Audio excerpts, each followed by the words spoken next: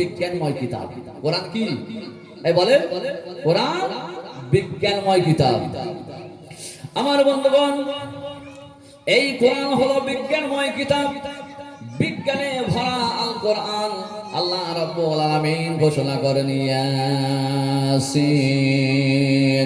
ওয়াল কোরআনিল হাকীম ইন্নাকা লামিনাল মুরসালিন।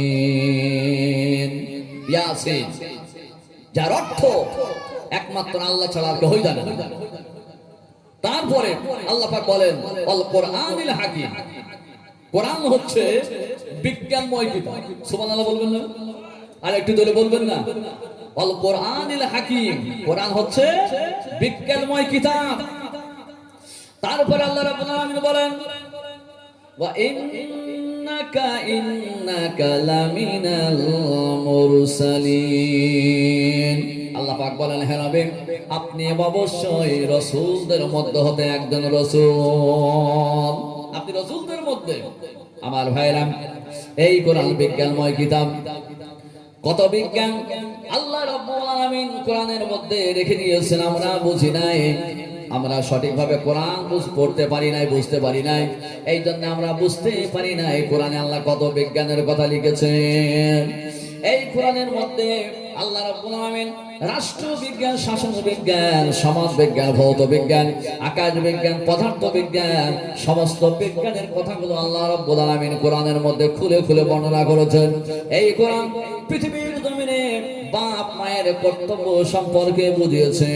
এই কোরআন পৃথিবীর জমিনে সন্তানের কর্তব্য সম্পর্কে বুঝিয়েছে। সন্তানের উপরে বাপ মায়ের কি কর্তব্য আছে, বাপ মায়ের উপরে সন্তানের কি কর্তব্য আছে, সমস্ত কর্তব্যের কথাগুলোকে কোরআনে কারিমার মধ্যে আল্লাহ রাব্বুল আলামিন খুলে খুলে বর্ণনা করেছেন। এই কোরআন পৃথিবীর জমিনে নারীদেরকে স্বাধীনতা দান করেছেন। জোরে বলুন সুবহানাল্লাহ। আমার ভাইরা, রাষ্ট্রবিজ্ঞান, শাসন বিজ্ঞানের কথা কোরআনে কারীমের মধ্যে আল্লাহ রাব্বুল আলামিন বলেন, ইন্নাল্লাহা ইয়া'মুরুকুম বিল আদলি ওয়াল ইহসান। ইন্নাল্লাহা ইয়া'মুরুকুম বিল আদলি ওয়াল ইহসান।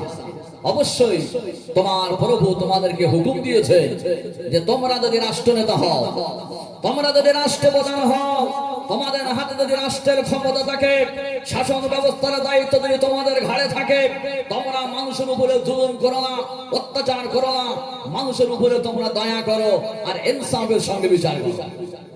আজকে বলতে বড্ড কষ্ট লাগে, আমরা যে দেশে বাস করছি বর্তমানের নেতারা, আপনি মেম্বার থেকে শুরু করে নিয়ে একেবারে পার্লামেন্ট পর্যন্ত, প্রধানমন্ত্রী পর্যন্ত, সকলেই মানুষের উপরে জুলুম ছেয়ে গেছে। ঠিক কিনা কথা বলেন? ইনসাফের পরিবর্তে জুলুম ছেয়ে গেছে মানুষের উপরে, বেইনসাফি। তোমরা নিজেরা অন্যায় করো দেখতে পাও নাই, কিন্তু অন্য জাতির যে মানুষেরা যদি সামান্যতম অন্যায় করে তো সেটা তোমরা বেশ বড় আকারে দেখতে পাও। এই ঠিক কিনা? হাম আহবে করতে হ্যায় হো যাতে হ্যায় বদনাম, তুম কতল ভি করতে হো তো বাতে হয়ে না। আমরা যদি সামান্য টু শব্দ করি সেটা বিশাল আকৃতি ধারণ করে। তোমরা পিছনে যদি কতলে সেঞ্চুরি করো, বেবিচারে সেঞ্চুরি করো, তবুও তোমাদের কোনো বিচার নাই, বরং তোমরা ভিতরে ভিতরে পুরস্কার পাও। মনে রাখবেন, আমি নেতাদেরকে বলছি, বর্তমান যুগের নেতারা যারা মানুষের উপর ইনসাফের সঙ্গে বিচার করো না, জুলুম করো, বেঈমানি করো, কিয়ামতের দিনে আল্লাহর সামনাসামনির কাঠ গড়ায় তোমাকে হাজির দেওয়া লাগবে। আমার বন্ধুগণ, এই জন্য আসুন মানুষের উপরে ইনসাফ করি, দয়া করি। আল্লাহ রাব্বুল আলামিন রাষ্ট্রবিজ্ঞান, শাসন বিজ্ঞানের কথা কোরআনে কারীমের মধ্যে খুলে খুলে বর্ণনা করেছেন। আল্লাহ পাক বলেন, বান্দা যদি তোমরা রাষ্ট্রপ্রধান হও, যদি তোমরা রাষ্ট্রনেতা হও, যদি তোমাদের উপরে শাসন ব্যবস্থা হয়, তোমরা মানুষের উপরে জুলুম করো না, অন্যায় করো না, অত্যাচার করো না, বরং তোমরা মানুষের উপরে ইনসাফের সঙ্গে বিচার করো। যদি কিনা কোন মানুষ ইনসাফের সঙ্গে বিচার না করে, তার অবস্থাটা কি হবে জানেন আমার ভাইয়েরা?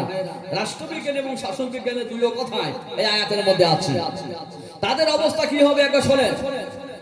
আল্লাহর নবী আমার হাদিস শরীফের মধ্যে বলেন, ইদুআ বিল কাদিল আদিল ইয়াউমাল কিয়ামাতি মিন শিদ্দাতিল হিসাবি মা ইয়াতামান্না আন্নাহু লাম ইয়াকজি বাইনা ইসনাইনি ফি উমরিহি। আল্লাহর নবী বলেন, কিয়ামতের দিনে বিচারকদের কেমন কঠিন পরীক্ষার সম্মুখীন হতে হবে। সেদিন তারা বলবে, আল্লাহ, আমরা যদি দুনিয়াতে কখনো জানতে পারতাম দুইজন মানুষের মধ্যে বিচার করলে এত কঠিন পরীক্ষার সম্মুখীন হতে হবে, আমরা পৃথিবীর জমিনে কখনো কোনো দুইটা মানুষের মধ্যে বিচার করতে যাইতাম না। আমার ভাইরা, এই জন্য বিচারক পথে নিযুক্ত হওয়া বড় কঠিন কাজ। এই কাজ থেকে আপনারা বিরত থাকেন। আল্লাহর নবী বলেন, মান জুইলা কাদিয়ান ফাকাদ যুবিহা বিগাইরি সাকিনিন। যে ব্যক্তি বিচারক পদে নিযুক্ত হলো, দেশের বিচারক হলো, এলাকার বিচারক হলো, এই ব্যক্তি যদি ইনসাফের সঙ্গে বিচার না করে, কিয়ামতের দিনে আল্লাহর হাবিব বলেছেন, এই ব্যক্তি যেন বিনা ছুরিতে তার গলাটা জবাই করে ফেললো। মান জুইলা কাদিয়ান ফাকাদ যুবিহা বিগাইরি সাকিনিন। যে ব্যক্তি বিচারক পদে নিযুক্ত হয়ে গেল, সে যেন বিনা ছুরিতে গলাটা জবাই করে ফেললো। কত মারাত্মক কথা! একটাবারের জন্য আমরা চিন্তা করি না। আমরা এলাকার মেম্বার হওয়ার জন্য, মোড়ল হইবার জন্য আমরা লাফালাফি করি, কিন্তু মিয়া তুমি জানো না যে কিয়ামতের দিনে তোমার অবস্থাটা কোন জায়গায় যাবে। আমার বন্ধুগণ, মনে রাখবেন, আল্লাহর হাবিব হযরত আবু যার গিফারিকে দেখে বলেন, ও আবু যার, শোনো শোনো, ইন্নী উহিব্বু লাকা মা ইউহিব্বু লিনাফসি লা তা'মুরান্না বাইনা ইসনাইন। ওগো আবু যার, আমি তোমার জন্য সেইটা ভালোবাসি যেটা আমি নবী আমার নিজের জন্য ভালোবাসি।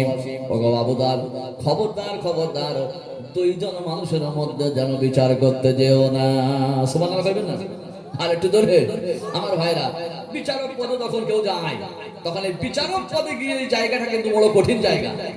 তার কারণ ওখান মানুষ আত্মীয়ের দিকে লক্ষ্য করে, পয়সার দিকে লক্ষ্য করে। যার পয়সা আছে কেস তার দিকে ঘুরে যায়, যার পয়সা নাই সে দোষী হয়ে যায়। হয় না?